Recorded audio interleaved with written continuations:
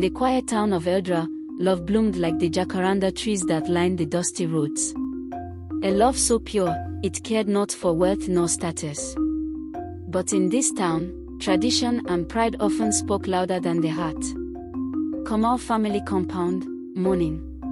Mama Kamal, Stanley. Naomi, where are you off to this early morning? Naomi, cheerfully. Just to the market, Mama. I promised Nancy I'd help her with some errands. Mama Kamal, suspicious. These days you're always helping. I hope you're not hiding something. Naomi averts her gaze. Nothing, Mama. Just errands. But Naomi was hiding something. A secret that danced in her heart and lit up her soul. His name was Daniel, a mechanic with oil-stained hands and a smile that warmed her more than the sun ever could. Daniel, wiping his hands. You came. Ali Baba Kamal, holding a letter. Mama Kamal. Come and see this. A love letter, from that Daniel boy. Mama Kamal gasped. What? That mechanic. The one with no future. Ali Baba Kamal, furious. This is an insult. My daughter, the daughter of a teacher and businesswoman, sneaking around with a garage boy. Naomi enters, startled. Baba, Mama. I can explain. Ali Baba Kamal, slamming the letter on the table. Explain what? That you've been lying to us? That you plan to throw away your future for a pauper? Naomi, tears forming. He's not a pauper. He's a good man. He works hard. He respects me. Mama Kamal. Love cannot feed you, Naomi. Love cannot pay rent or school fees. Do you want to suffer? Naomi's world trembled. Her heart torn between love and loyalty. The house once warm was now a battlefield of judgment and fury. The clanging of metal and the distant honk of machetes filled the air.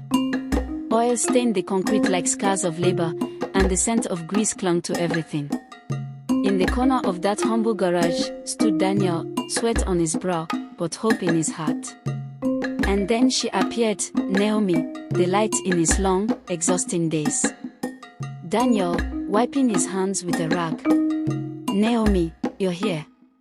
I didn't think you'd come after last night. Naomi, softly, walking closer.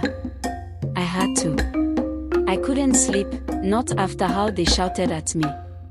My father, he looked at me like I was nothing, just because of you.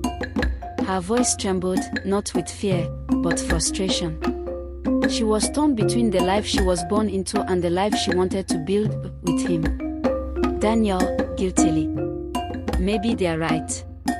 Maybe I'm not enough for you. What do I have to offer you, Naomi? A leaking roof? Grease-stained clothes? A future made of uncertainty? Naomi, stepping closer, placing a hand on his cheek. You've already given me more than they ever could. You've given me honesty. That's what matters. He leaned into her touch, the roughness of his skin brushing against the softness of hers, two different worlds meeting in a quiet war against fate. Daniel. I want to give you the world, Naomi. I want to build something. In that dusty garage, under the bare bulb light, surrounded by broken engines and forgotten parts, a promise was made, not with rings or vows, but with silent resolve and trembling hearts. They were ready to defy the world. Together. Naomi packed her clothes slowly, each fold a farewell to the life she knew. With trembling hands, she texted Daniel. Naomi, texting. I'm leaving tonight. Meet me at the bus station at 8. At bus station, night. Daniel, looking anxious. Naomi, are you sure about this? Naomi, family. I choose you. Even if I have to walk away from everything. At Kamal home, same time. Mama Kamal, worried. Where is Naomi? Ali Baba Kamal, checking his phone. She left a note, she's gone. Mama Kamal, softening. Maybe we were too harsh. Naomi and Daniel moved to a neighboring town, renting a single room above a noisy shop. Life was not easy. The days were long, and the money short, but their love was a warm blanket against the cold world. The room was barely large enough for a bed and a table. The walls were cracked, and the single bulb flickered like a dying flame. Rain tapped the iron sheet roof in erratic rhythm, and the wind whispered through gaps in the wooden frame. But in that fragile space, love still lingered. Naomi sat curled on a stool, her arms around her knees, staring at the window where the city lights twinkled like distant stars, out of reach. Daniel entered, his clothes soaked, his face tired but determined. Daniel, placing a small paper bag on the table. I got us some bread and milk. Not much, but at least we eat tonight. Naomi, forcing a smile. It's enough. Thank you. She tried to hide it, but the cracks were showing. The weight of her choices, the echo of her father's warnings, they haunted her like shadows at the edge of the light. Daniel, gently. Naomi, if you regret coming with me, I'll understand. This isn't the life you deserve. Naomi, sharply. Don't say that. I chose this. I chose you. I just didn't think it would be this hard. Silence fell between them, not of anger, but the silence of two souls questioning whether love was enough in a world ruled by money and status. Naomi, softly, tears forming. Sometimes I dream that my mother comes here, not to scold me, just to hold me. I miss home. I miss how easy it was to feel safe. Daniel, sitting beside her.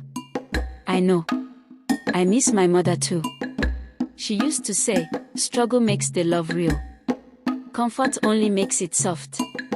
They sat there, shoulder to shoulder, no words left to fill the room, just shared silence, soaked in sacrifice. The bread on the table was cold, the milk barely enough, but their hearts still beat in rhythm, for each other, for the dream they hadn't let die.